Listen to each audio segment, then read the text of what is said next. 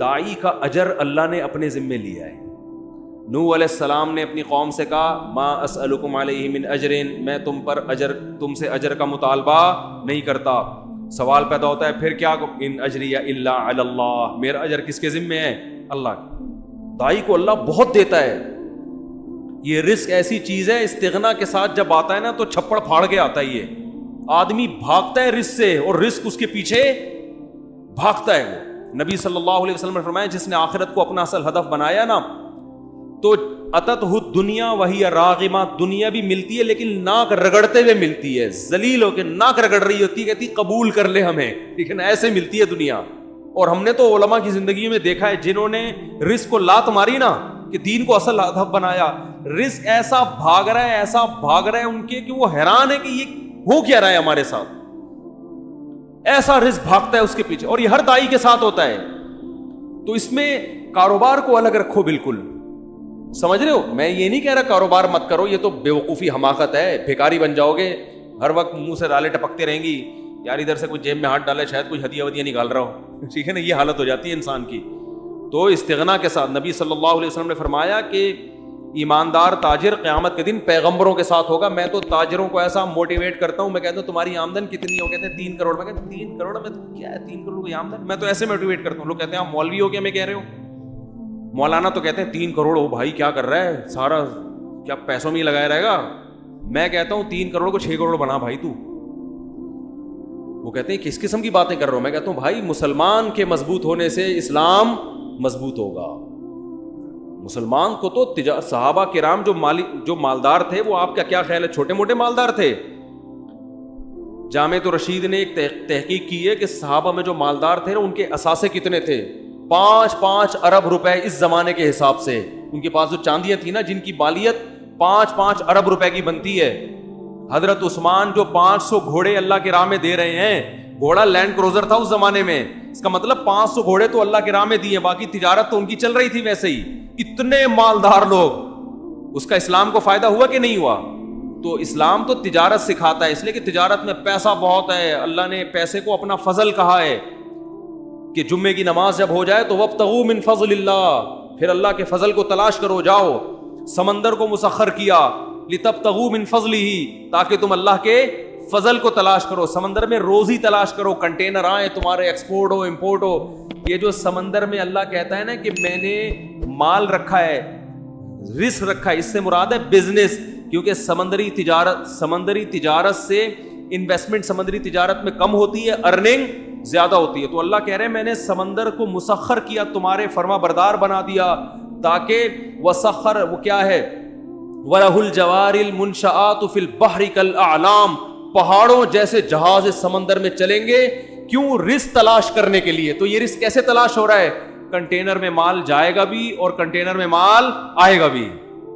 تمہارے کنٹینروں نے, یہ تو سمندر اللہ نے ہمارے لیے بنایا ہے, اور آپ یہاں گولے گنڈے کی دکان کھول کے بیٹھے ہوئے ہو کہ جب گولے گنڈے سے میرا گزارا ہو رہا ہے تو مجھے کنٹینر کی کیا ضرورت ہے؟ دیکھو گزارا کے لیے تو 2 وقت کی روٹی کافی ہے, شکر ادا کرنے کے لیے تو یہ ہے کہ جس کو 2 وقت کی روٹی بھی مل رہی ہے, ناشکری اس کے لیے جائز نہیں ہے. جب بھی وہ ملے بولے بھائی اللہ کا دیا میرے پاس بہت کچھ ہے, لیکن کمائے قوم کے لیے, مذہب کے لیے, اسلام کے لیے, اللہ کے لیے, کہ اوپر والا ہاتھ نیچے والے ہاتھ سے بہتر ہوتا ہے. جب آپ کے پاس دولت آئے گی جائز طریقے سے, حلال طریقے سے آپ خرچ کرنے والے بنو گے, سر اٹھا کے جیو گے.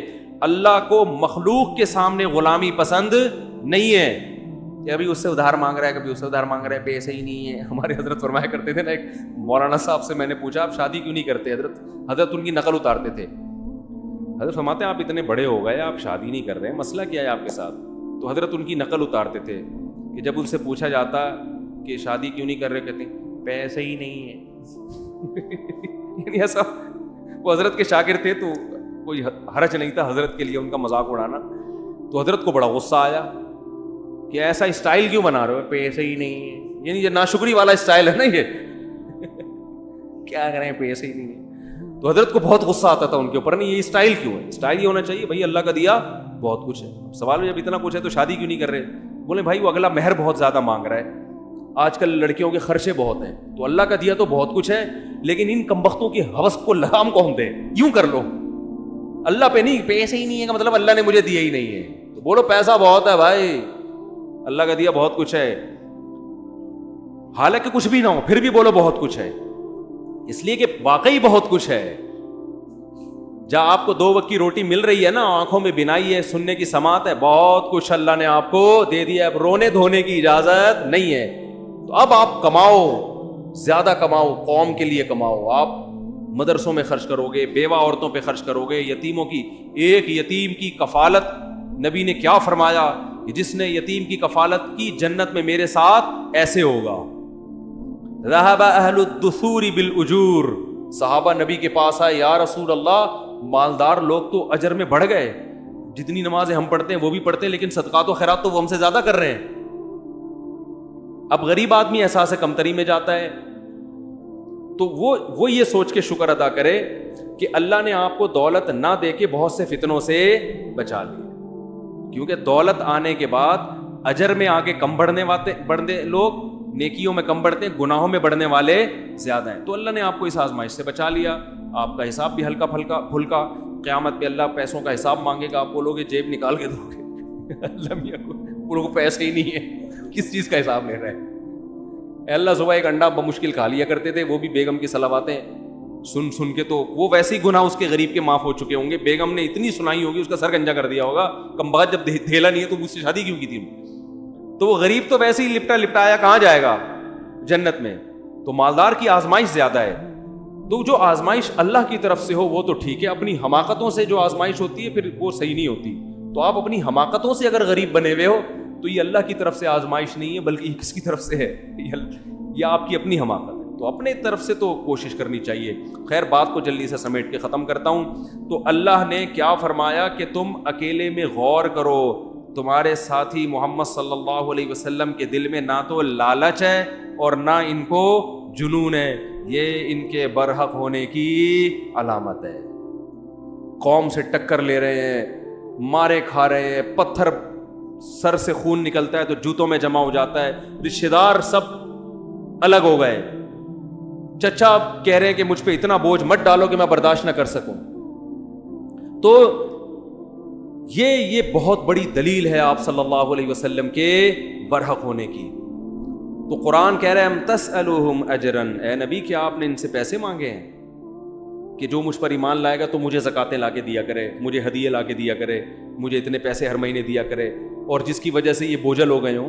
ایسا بھی نہیں ہے۔ حتیٰ کہ دیکھو ابو طلحہ انصاری رضی اللہ تعالیٰ عنہ آئے نبی کے پاس، بس یہ واقعہ سنا کے بیان ختم کرتا ہوں، کہ یا رسول اللہ، قرآن میں اللہ نے آیتیں نازل کر دی، لن تنالوا البر حتی تنفقوا مما تحبون، کہ تم نیکی کی حقیقت تک اس وقت تک نہیں پہنچ سکتے جب تک محبوب چیز اللہ کی راہ میں صدقہ نہ کرو۔ یعنی اگر نیکی تو کم چیز بھی صدقہ کرنے سے ہوگی، لیکن اگر نیکی کی حقیقت اور تہ تک پہنچنا چاہتے ہو تو ایسی چیز صدقہ کرو جس سے تمہارا دل اٹکا ہوا ہے، محبوب چیز نکالو اللہ کی راہ میں، قربانی دو۔ دیکھو جس کو دنیا میں جب ایک دوسرے سے محبت ہوتی ہے نا تو لوگ آپ سے آپ کی پسندیدہ چیز مانگ لیتے ہیں۔ سیٹنگ میں تو یہ بہت ہوتا ہے، لڑکے بتاتے ہیں میری اپنی کوئی سیٹنگ نہیں ہے الحمدللہ، کہ سیٹنگ میں یہ بہت ہوتا ہے کہ وہ محبوبہ نے یہ مانگ لیا، اپنی کوئی خاص چیز مانگ لی کہ بھئی یہ گھڑی ہے یا یہ موبائل ہے، اب آپ آزمائش میں آ گئے، اب آپ کو محبت تھی، آپ نے کہا کوئی بات نہیں یہ آئی فون تمہارا ہوگا، وہ جوش میں آ جاتی ہے، بھائی یہ ہے محبت۔ یہ تو یہ دنیا میں ہوتا ہے، انسان آزماتا ہے۔ اور یاد رکھو یہ ہمارے ہاں بہت بڑی اللہ کی نعمت ہے کہ اب بھی عورت پہ خرچ کرنے کا جذبہ ہے، پٹانے کے لیے بھی۔ گوروں میں یہ بھی ختم، گوروں میں عورت کا یہ حق بھی ختم ہو گیا کہ انگریز عورت کو پٹانے کے لیے اس پہ خرچ نہیں کرتا، دونوں ایک دوسرے کو اپنے خرچے پہ پٹا رہے ہوتے ہیں۔ یعنی گرل فرینڈ بھی بوائے فرینڈ کا خرچہ اٹھا رہی ہوتی ہے آدھا آدھا، کمبخت کی سیٹنگ چل رہی ہے گرل فرینڈ سے، برگر بھی وہ اپنے خرچے پہ کھائے گی بیٹھ کے۔ یہ عورت کا حال ہو گیا ان ملکوں میں، یعنی نہیں آ رہی سمجھ میں میرا خیال ہے۔ یہ تو یہاں ہے کہ برگر اپنے خرچے پہ, پیزا اپنے خرچے پہ, اور ایزی لوڈ اپنے خرچے پہ, پھر کہیں جا کے وہ 8-10 پہ یہ خرچہ ہوگا تو ایک آدھ پٹ پٹا کے آئے گی آپ کے پاس. وہاں انگریز خرچہ نہیں کرتا گرل فرینڈ پہ, کیونکہ وہ بھائی تو جیسے میری ضرورت گرل فرینڈ ہے تو تمہاری ضرورت بوائے فرینڈ ہے, تو تم اپنے پیسوں سے برگر کھاؤ, میں اپنے پیسوں سے برگر کھاؤں گا. اتنے مزے گوروں کے ہیں, اور نقصان کس کا ہو رہا ہے؟ عورت کا. تو عورت کے حقوق یہاں جتنے ہیں نا وہاں نہیں. گرل فرینڈ حرام ہے, ناجائز ہے, کہیں شروع نہ کر دیں. ایک مثال دے رہا ہوں میں. تو کیا بات کر رہا تھا میں, جلدی سے بات کو سمیٹ کے ختم کروں میں. کون سا بات؟ ہاں, تو محبوب ترین چیز اللہ کی راہ میں صدقہ کیا جائے. قرآن نے کہا نیکی کی تہ تک تم اس وقت پہنچو. یہ آیت جب نازل لن تنالوا البر, ہرگز نہیں نیکی کی حقیقت تک پہنچ سکتے جب تک محبوب چیز صدقہ نہیں کرو گے. حضرت ابو طلحہ انصاری آئے, یا رسول اللہ, اللہ نے آپ پہ جو آیتیں نازل کی, قرآن نازل کیا, اس میں اللہ نے فرمایا کہ محبوب ترین چیز کو صدقہ کرنا پڑے گا. تو میں نے اپنے دائیں بائیں غور کیا, میرے پاس محبوب ترین مال کون سا ہے؟ تو میرے 2 باغ ہیں جو مجھے بہت ہی محبوب ہیں. پراپرٹی ہے نا, ایک تو باغ ویسے ہی اچھا لگتا ہے, دوسرا وہ ارننگ کا اس زمانے میں اس سے بہتر ذریعہ تھا نہیں, تو یہ تو میری ارننگ کا ذریعہ ہے, یہ مجھے بہت محبوب ہے. تو آپ کو اختیار ہے, آپ جہاں چاہیں صدقہ کر دیں. میں ہوتا تو شاید میرے دل میں لالچ آتی کہ بھائی میں بھی آخر انسان ہوں, ہے بھائی میرے بیان سن کے تمہیں صدقے کی توفیق ملی ہے, اور میرے بچے بھی ماشاءاللہ ہول سیل کے حساب سے ہیں. میرے ذہن میں تو وسوسہ آ جاتا. اب ایسا نہ ہو کہ آپ لوگ صدقہ کرنا میرے اوپر شروع کر دیں. میرا ذریعہ آمدن اچھا خاصا ہے, ٹھیک ٹھاک ہے, الحمدللہ بزنس ہے میرا, اور آج سے نہیں ہے 15 سال سے ہے. باقی میں کسی کو بتاتا نہیں کون سا بزنس ہے. یہ ہوائی بزنس ہی پراپر بزنس ہے سمجھے. تو بتاتا کیوں نہیں, اس لیے کہ یہ ممبر, یہ جگہ نہیں ہے. کبھی چھاؤں میں آئیں تو بات کریں گے. پھر وہ لیکن اب بتاؤں گا تو بولیں گے چورن بیچ رہا ہے اپنا, تو میں نہیں بتاؤں گا, میں نہیں بتاؤں گا, یہ نا. تو یہ ضمناً میں نے اس لیے بتا دیا کہ آپ کہیں گے یہ کیا ہو رہا ہے یہ. تو کیا کہہ رہا تھا یار, ایک تو کھوپڑی بہت عجیب سی ہو گئی. ہاں, حضرت ابو طلحہ انصاری آئے, تو میں اگر ہوتا تو میرے دل میں لالچ آتی کہ یار میرا بیان سن کے آپ کی سخاوت جوش میں آئی ہے, تو کس کو دے دو, مجھے دے دو. اور یہ تو زکوٰۃ بھی نہیں ہے نا جو سید پہ حرام ہو, تو یہ تو آپ پہ صلی اللہ علیہ وسلم پہ حرام بھی نہیں تھا.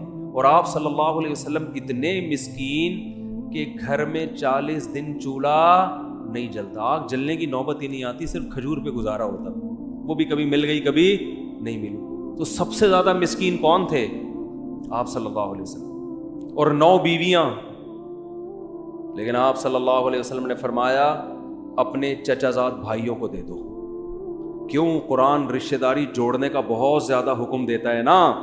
تو آپ صلی اللہ علیہ وسلم کو معلوم تھا ان کے چچا زاد بھائیوں کی مالی حالت اچھی نہیں ہے, اور ان کے ریلیٹیو بھی ہیں, رشتہ دار بھی ہیں. پہلے آپ نے فرمایا بخن ذاک مال رابع, فرمایا واہ واہ واہ یہ تو بہت قیمتی مال ہے. اپریشیٹ کیا کہ یہ تو بڑا جذبہ ہے تمہارا, اتنا قیمتی مال صدقہ کر رہے ہو, واہ واہ واہ واہ. پھر فرمایا اپنے چچا زاد بھائیوں کو دے دو جا کے. کیوں؟ اس میں کیا ہوگا؟ صدقے کا ثواب بھی ملے گا اور رشتہ داری مضبوط ہوگی. صدقے کا ثواب بھی ملے گا اور رشتہ داری مضبوط ہوگی. کتنا بڑا ظرف ہے. آج جاہل پیروں کو میں یہ ہمت دیکھی آپ نے, کہیں گے ڈبہ اس میں ڈال دو ٹھیک ہے نا, کلی اختیارات کے ساتھ.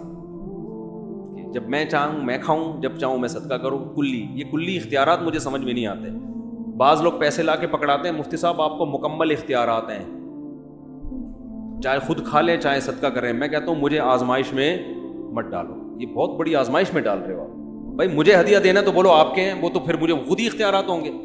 کیونکہ انسان ایسے موقع پہ اتنی مصیبت میں پڑ جاتا ہے کہ آپ نے کوئی رقم دی, بولا آپ چاہو تو آپ استعمال کرو, چاہو تو صدقہ کر دو. اب آدمی کہتا ہے پتہ نہیں یار ایک مصیبت میں ڈال دی ایک بندے نے, یہ کیا. وہ تو ویسے بھی آپ سیدھے سے بولو بھائی صدقہ کر دو اس کو, یہ آپ کے نہیں ہے, یہ صدقہ کرنے کے لیے ہے. تو یہ گول مول باتیں نہیں کرنی چاہیے ان معاملات میں کبھی بھی. پیسوں کے معاملے میں آدمی کیا ہو, ایک نمبر ہو, تو نبی صلی اللہ علیہ وسلم نے فرمایا کس کو دے دو؟ ابن الاعمام، اپنے چچا زاد بھائیوں کو دے دو۔ کیسا ظرف ہے! دیکھو ہمیں بھی نبی سے یہ چیزیں سیکھنی چاہیے۔ آپ جب بہن بھائیوں کو صدقے کی ترغیب دے رہے ہو، رشت کوئی بھی گھر کا بڑا ہوتا ہے بچوں کو ترغیب دے رہا ہوتا ہے، تو اپنے فضائل نہ سنانے شروع کر دیا کرو، ٹھیک ہے نا؟ اس سے بچے سمجھیں گے ابا کے حقوق ابا کے علاوہ کوئی اور بتائے ان کو، پھر مزہ آئے گا۔ اب گھر میں والدین نا اپنے بچوں کو اپنے حقوق بتا، دیکھو ابا کا یہ حقوق، ٹھیک ہے صحیح ہے یہ بھی، لیکن اس سے بچے پہ اثر نہیں پڑتا۔ بچے کو ابا کے حقوق کوئی اور بتائے گا تو ماں بتائے بچے کو باپ کے حقوق کیا ہوتے ہیں، اور باپ بتائے کہ ماں کے حقوق کیا ہوتے ہیں، پھر کام ہوگا ہٹو بچوں۔ ابا اپنے حقوق بتا رہا ہوتا ہے، اماں اپنے والے زیادہ بتانا شروع کر دیتی ہیں، بچہ کہتا ہے یار دونوں کے کیا ہیں آپس میں مفاد ہے، ٹھیک ہے نا؟ ماں اگر باپ کے حقوق بتائے نا کہ بیٹا تمہارے باپ کا یہ حق ہے، باپ سے کبھی اونچی آواز سے بات نہیں کرنا، اور باپ کی بڑی عزت ہوتی ہے، یہ تمہارا باپ ہے صحیح ہے، یہ تمہارا کیا ہے؟ باپ ہے، یہ کوئی معمولی چیز نہیں ہے، یہ چھت اس نے مجھے دی ہوئی ہے، اور یہ وغیرہ وغیرہ جو بھی شوہر کے فضائل مستحضر ہوں اس وقت سوچ بچار پہ غور و فکر کر کے مطالعہ کر کے جو ذہن میں آ جائیں عورت کی اس وقت کہ بھائی یہ اس نے مجھے چھت دی ہوئی ہے، اور دیکھو یہ جو میں تمہیں پراٹھے کھلاتی ہوں نا صبح صبح، تو پراٹھے تو میں کھلا رہی ہوں لیکن خرچہ کون کر رہا ہے؟ بچوں کو نا ابا کی احسانات نظر نہیں آ رہے ہوتے، اماں کے نظر آ رہے ہوتے ہیں کہ اماں پیمپر بھی چینج کر رہی ہوتی ہے، واپس دوسرا لگا بھی رہی ہوتی ہیں، یہ نہیں پتا ہوتا کہ پیمپر میں تیل کس کا نکلا ہے خریدنے میں، یہ باپ کا نکلا ہے، سارا دن کماتا ہے وہ گدھے کی طرح، پھر جا کے پیمپر آ رہے ہیں گھر میں۔ تو بچہ تو ماں کو دیکھ رہا ہوتا ہے کہ پراٹھا بنا رہی ہے، انڈا کھلا رہی ہے، اور جیم پہ روٹی لگا رہی ہے، یہ کھا لے، نہیں یہ نہیں کھانا تو چلو وہ کھا لے، وہ جو اس کے سب کچھ تیار کر کے اس کو وین میں بٹھا رہی ہے، اور پھر واپس آتا ہے تو گلے لگا رہی ہے۔ بچہ یہ دیکھ کے سمجھتا ہے کہ اماں کے حقوق ابا سے زیادہ ہیں، تو اماں یہ سکھائے کہ بیٹا یہ پیمپر ابو کے پیسوں سے آیا، یہ جو چھت ملی ہے کس نے دی ہے؟ تم اتنی عزت کے ساتھ ہو نا، میں بھی اور تم بھی، یہ کس نے دی ہے یہ نعمت؟ یہ تمہارے ابا نے دی ہے، اور تم اسکول میں جا رہے ہو وین کی فیس بھی ابا دیتے ہیں، تو یہ سارا خرچہ ابا کا ہو رہا ہے، اور اسکول کی فیس بھی ابا دیتے ہیں، اور تمہیں جو قوم ملی، خاندان ملا، یہ بھی کس کی وجہ سے ملا؟ ابا کی وجہ سے، پھر مزہ آئے گا۔ اور ابا الٹا کام کر رہے ہوں، ابا کہہ رہے ہوں کہ بیٹا دیکھو تمہیں تکلیفوں سے جنا کس نے ہے؟ ماں نے جنا، اور میں تو صرف پیسے دے کے نکل لیتا ہوں پتلی گلی سے، یہ جو صبح اٹھے پراٹھے بناتی ہے بیچاری کچن کے سامنے آگ میں کھڑی ہوتی ہے اتنی دیر، اور بار بار پیمپر چیک کرتی ہے رپورٹ کیسی ہے، یہی کام آج کل رہ گیا ہے نا، خراب رپورٹ ہے تو چینج کر دو ورنہ وہی لگا رہنے دو، ٹھیک ہے نا؟ تو وہ بچوں کی ہگائی متائی کا کام تو پیمپروں نے اپنے ذمہ لے لیا ہے، تو یہ جو چیک کرتی ہے میرے اندر تو یہ ہمت نہیں ہے، تمہیں گود سے لگایا، تمہیں اپنی چھاتی سے دودھ پلایا، تمہیں تکلیفوں سے اٹھایا، تو باپ ماں کے فضائل سنا رہا ہوں، اور بیٹا یہ جو میں گھر میں تم آرام سے پل رہے ہو، میں سفر بھی کرتا ہوں، دنیا سے باہر بھی ملک سے باہر بھی جاتا ہوں، شہر سے باہر بھی جاتا ہوں میں، تو میں پھر بھی تمہارے بارے میں سکون میں رہتا ہوں کہ انہیں کوئی تنگ نہیں کرے گا، یہ محفوظ ہاتھوں میں ہے، کیونکہ ماں کا آلٹرنیٹ کوئی بھی نہیں ہے۔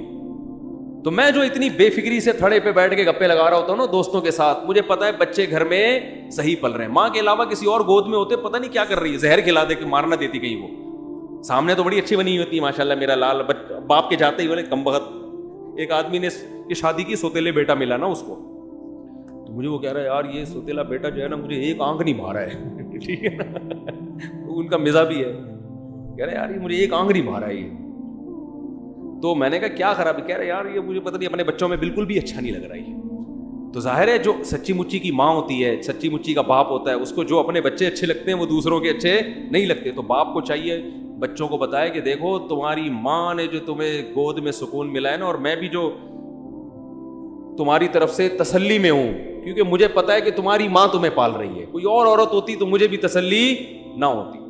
تو دونوں ایک دوسرے کے فضائل سنائیں گے تو کام چلے گا، وہ ادھر اپنی طرف گھسیٹ رہا ہے، وہ ادھر اپنی طرف، کہ ماں کی باتوں میں نہیں آنا، بتا دو یہ تو میں اس کی باتوں میں آ گیا تھا تو شادی ہو گئی میری اس سے، اب تم نہیں آنا، تمہاری ماں الٹی باتیں بتائے گی بیٹا تمہیں، اور ماں یہ کہہ رہی ہوتی دیکھو تمہارے ابا نے تو مجھے کبھی سکون دیا نہیں ہے، اس کی باتوں میں مت آنا۔ تو اس سے بچہ کسی کا بھی نہیں بنتا، یہ بتا دوں، نہ باپ کا رہتا ہے نہ ماں کا رہتا ہے۔ تو کہاں سے کہاں بات چلی گئی؟ تو خلاصہ یہ نکلا اس پوری بحث کا کہ ہمارے نبی کی دعوت میں کیا تھا؟ اخلاص، اور یہ جب تک لوگوں کی جیب پہ لالچ ہوگی نا، نظر ہوگی، یہ چیز پیدا نہیں ہوگی. گھما پھرا کے لے آؤ گے کہیں نہ کہیں سے چورن چٹنی کی طرف، ٹھیک ہے نا. ایک دم مایوس کر دو لوگوں سے اپنے آپ، ایک دم کیا کر دو، مایوس، کہ بھائی کوئی کروڑ پتی بھی ہے تو میری بلا سے، میرے لیے نہیں ہے وہ، میں وہی ہے جو میری جیب میں ہے. میں نے ایک بیان کیا تھا، وہ بڑا اچھا کلپ چلا ہے، بہت میں نے خود بھی سنا تو بڑا اچھا لگا، مجھے مزہ آیا، کہ آپ کے سامنے لوگ اپنی دولت بتاتے ہوئے ڈرے نہیں، اپنے آپ کو ایسا بناؤ. کوئی آ کے آپ کو کہتا ہے نا میری کروڑ روپے کی آمدن ہے، ڈرتا ہے، بتاتا نہیں ہے، اس کو پتا ہے قرضہ مانگے، کل اس کے پہ حالات آئیں گے، مجھے اسے فون کرے گا پیسے چاہیے. تو اپنے آپ کو ایسا بنا دو کہ لوگ آپ کے سامنے آ کے اپنے دل کی بات رکھیں کہ میری اصل ایکچوئل آمدن اتنی ہے، اور اس کو یہ امید ہو کہ میرے بتانے سے ان کی صحت پہ کوئی فرق نہیں پڑے گا. ایسا نہیں ہوگا کہ حالات آئے تو مجھے فون کریں. میں بہت نالائق ہوں، لیکن اللہ کا فضل ہے، بڑے بڑے تاجر مجھے اپنی آمدن بتاتے ہوئے جھجکتے نہیں ہیں.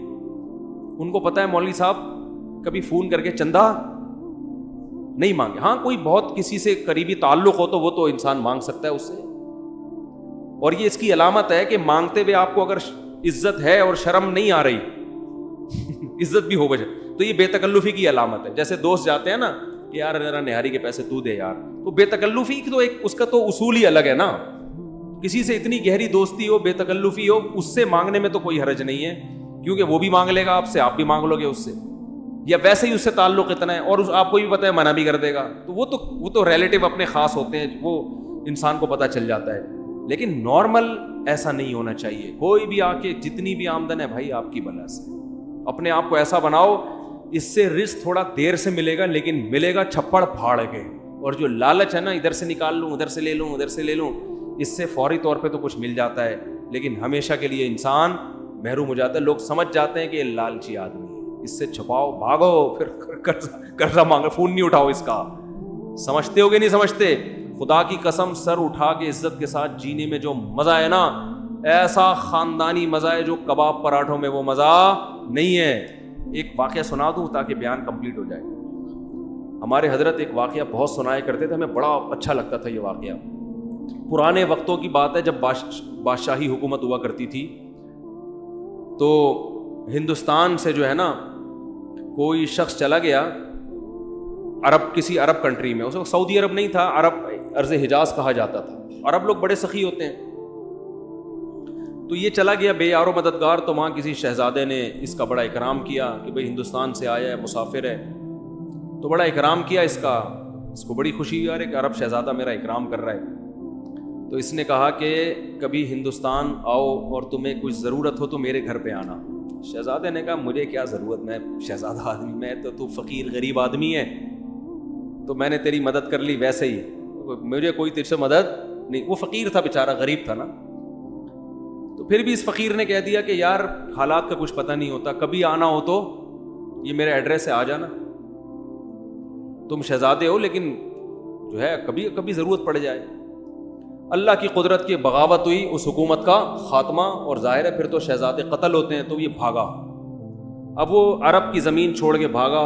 تو اس کو خیال آیا کہ میرا ایک ہندوستان میں دوست تھا، تو اس نے یہ مجھے ایڈریس دیا تھا.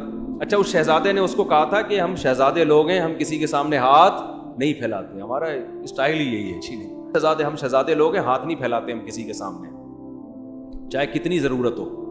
اب اس کو پڑ گئی ضرورت. اس نے کہا یار وہ اس نے بڑے واسطے دیے تھے کہ میرے پاس ضرور آنا، بڑی خوشی ہوگی، تو چلو یار چلتے ہیں. یہ سمجھا بے تکلف دوست ہے. جب اس کے در پہ گیا، پہلے تو اس نے پہچاننے سے انکار کر دیا. اس نے بتایا میں وہ شہزادہ ہوں. ہو ویلکم، آئیے آئیے بیٹھیے. آئیے، کیسے آنا ہوا؟ یار حالات نے تختہ پلٹا اور مجھے ضرورت پڑ گئی، آج میں تمہارے در پہ آ گیا. تو اس ہندوستانی نے فارسی کا ایک شعر پڑھا. اس شعر کا مفہوم یہ ہے کہ حاجت اور ضرورت بڑے بڑے شیروں کو پتہ نہیں گیدڑ بنا دیتی ہے یا لومڑی بنا دیتی ہے. بڑے بڑے شیروں کو کیا کر دیتی ہے؟ گیدڑ یا فقیر بنا دیتی ہے. کچھ ایسا اس نے شعر پڑھا جس میں ایک توہین کا تھوڑا سا عنصر تھا کہ دیکھو تو اتنا بڑا شہزادہ تھا، لیکن ضرورت جب پڑتی ہے نا، بھوک لگتی ہے، تو بڑے بڑے شہزادے بھی کیا بن جاتے ہیں؟ فقیر. یہ بڑا نالائق تھا. اس نے یہ ایسے موقع پہ کہنے کا تھا نہیں شعر. یہ تھا تو خون میں تو شہزادہ تھا نا، بلڈ تو وہی تھا.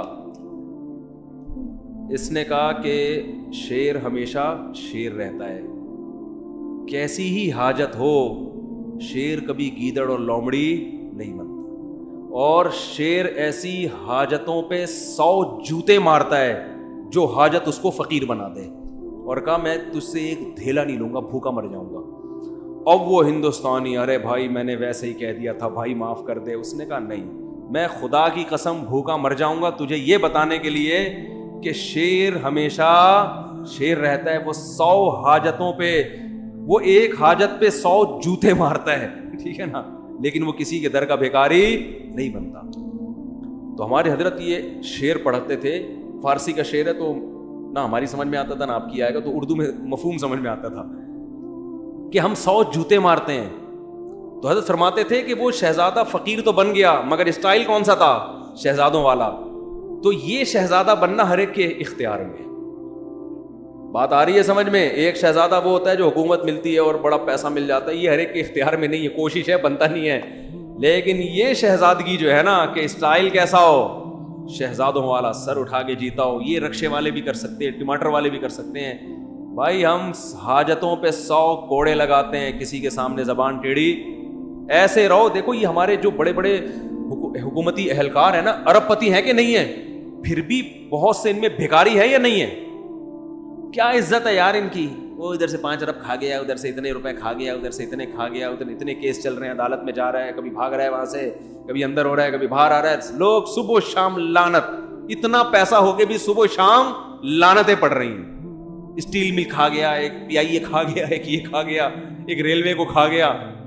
کیا عزت ہے ان لوگوں کی، بھکاری ہے یہ۔ اس سے وہ موچی اچھا ہے جو جوتے گانٹھ رہے لوگوں کے اور کسی کے سامنے ہاتھ نہیں پھیلا۔ اللہ کی نظر میں یہ شہزادہ ہے۔ تو یاد رکھو کسی کے سامنے ہاتھ پھیلانا یہ معمولی بات نہیں ہے، یہ اپنی عزت کا جنازہ نکالنا ہے۔ اللہ سے دعا مانگا کرو اللہ کسی آزمائش میں نہ لے کر آئے، اللہ اتنا دے کہ ہمیں ضرورت نہ پڑے۔ لیکن یہ بھی دعا مانگو اے اللہ اگر کبھی خدا نہ خواستہ آزمائش مقدر ہے تو ہمیں کسی کے سامنے ہاتھ پھیلانے والا نہ بنا، ہاتھ نہ پھیلائے، سر اٹھا کے جیے، دھیلا نہ ہو، لیکن اسٹائل ایسا ہو جیسے آپ سے بڑا سیٹ دنیا میں کوئی ہے ہی نہیں۔ ہمارے حضرت بہت غریب تھے، 60 سال کی عمر تک۔ فرماتے ہیں کہ میرے پاس لاہور اپنے شیخ کی زیارت کے لیے ٹرین کا کرایہ نہیں ہوتا تھا، لیکن میں جیتا ایسے تھا لوگ قرضے مانگتے تھے مجھ سے آ کے، سمجھتے تو بہت بڑے سیٹ ہیں، اور حضرت بھی دیتے نہیں تھے کیونکہ جس کو دیا واپس نہیں دیا اس نے۔ حضرت فرماتے تھے اس زمانے میں جو کسی کو قرضہ دے دے وہ احمق، اور جو لے کے واپس کر دے وہ اس سے بڑا بے وقوف۔ جو قرضہ دے دے وہ بھی بے وقوف، اور جو لے کے واپس کر دے وہ اس سے بڑا بے وقوف۔ اب اس کا ایک مطلب ہے، لوگ کہتے ہیں یہ قرضہ دینا تو واجب ہے، اس کو ڈبل بے وقوف کیوں کہہ دیا؟ ڈبل بے وقوف اس لیے کیا کہ اس کو پتا تھا میں نہیں دیتا تو کیا بگاڑ لیتا، پھر بھی دے دیا، بے وقوف ہے یا نہیں ہے؟ تو ایسا استغنا، تو انسان کسی کی جیب پہ نظر نہ رکھے۔ بھائی اپنا کھائیں گے، اپنا بھوکے مر جائیں گے تو کیا ہو گیا یار، مرتا ورتا کوئی نہیں ہے، اللہ ایسا کھلاتا ہے نا غیب سے، زبردستی لوگ ٹھوس ٹھوس کے جائیں گے آپ کے منہ میں۔ اب دیکھو ہم جب مولوی بننے کے لیے آئے تو ہمیں تو لوگ تانا دیتے تھے کھاؤ گے کہاں سے، اتنے تانے ملتے تھے، اتنے تانے۔ اب ٹھونس رہے ہیں مفتی صاحب گرل فش، دال چاول، مسالے والی بریانی، اور ہم جاتے بھی ہیں تو دھونے والے کھا کے، بھائی پیٹ ہے لالو کھیت تھوڑی ہے کہ اتنا گنجائش تھوڑی ہے اس میں۔ اللہ ٹھونستا ہے، کھلائے گا، برس پیچھے بھاگے گا آپ کے۔ تو بہت بڑی نعمت ہے۔ میں تو یہ باتیں کر رہا ہوں، میرے اندر بھی وہ استغنا نہیں ہے، میں اس لیے باتیں کر رہا ہوں کہ میرے اندر پیدا ہو جائے۔ آپ سمجھے مفتی صاحب تو پتہ نہیں کتنے زبردست استغنا کے ساتھ جیتے ہوں گے، ہوئے ہم بھی باتیں کر رہے ہیں، باتیں کرنے پر گورنمنٹ کی طرف سے کوئی پابندی نہیں ہے، عمل بڑا مشکل کام ہے۔ تو میں بھی اس لیے کہہ رہا ہوں تاکہ میرا بھی استحضار ہو جائے۔ تو عزت کا، اور خاص طور پر دیندار آدمی، داڑھی والے، نمازی، ان کو تو بہت عزت نفس کا خیال کرنا چاہیے، بہت زیادہ خیال کرنا چاہیے عزت نفس کا، کہ عزت پہ آنچ نہ آئے۔ تو ہمارے نبی نے اتنی غربت میں گزارا کیا، ایک پیسے نہیں مانگے، صحابی صدقے کی ترغیب دے رہے ہیں تو کہہ رہے ہیں اپنے چچا زاد بھائیوں کو دے دو، ٹھیک ہے نا، تو ان کو کبھی جہاد میں خرچ کروا رہے ہیں، اپنی ذات کے لیے نہیں مانگ رہے، اپنی ذات کے لیے، اپنی بھوک بھی نہیں بتا رہے لوگوں کو جا کے کہ میرے حالت یہ ہے، یہ میری حالت۔ صحابہ نے غزوہ خندق میں آپ کے چہرے کو دیکھ کے اندازہ لگایا کہ آپ کتنی شدید بھوک میں ہیں، چہرے کو دیکھ کے اندازہ لگایا۔ تو اس ہمارے نبی تو بڑے مستغنی تھے، بھائی ہمیں بھی ایسی زندگی گزارنی چاہیے۔ اللہ تعالیٰ